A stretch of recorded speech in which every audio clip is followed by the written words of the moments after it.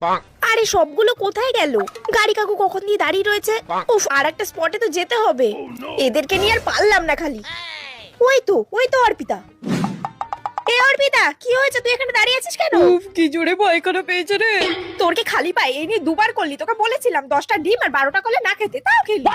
উফ, চল দেখি কোথায় টয়লেট আছে। কি করবো বল, কোথায় যাবো? আবার করে দিস না বাবা, কি গন্ধ।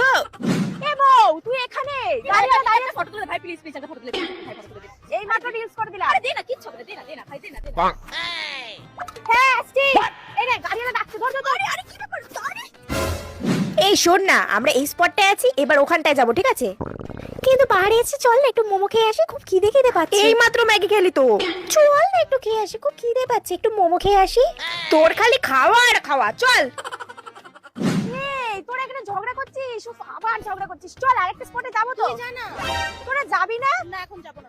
ওরে ভাই, এই কাপালদের নিয়ে ঘুরতে এসেও তো ঝামেলায় পড়ে গেলাম। এরা কালই ঝগড়া করে, কোথাও ঘুরতেই যেতে চায় না। দূর ভাই, চলে এসেছি। আর 5 মিনিট, আর বেশি পারবো না আমি। আমার পা ব্যথা করছে। একটা গাড়িটা কই দেখ, গাড়ি চলেও গেল। আরে আমাদের না, এই মাত্র তো গাড়ি দিয়ে নামলি, এত পা ব্যথা করে কেন? গাড়ি ডাক না হলে আমি এখানেই বসে বললাম। আরে ভাই ঠিক আছে, চল, ওই যে গাড়ি আসছে, চল নিয়ে যাচ্ছি, চল।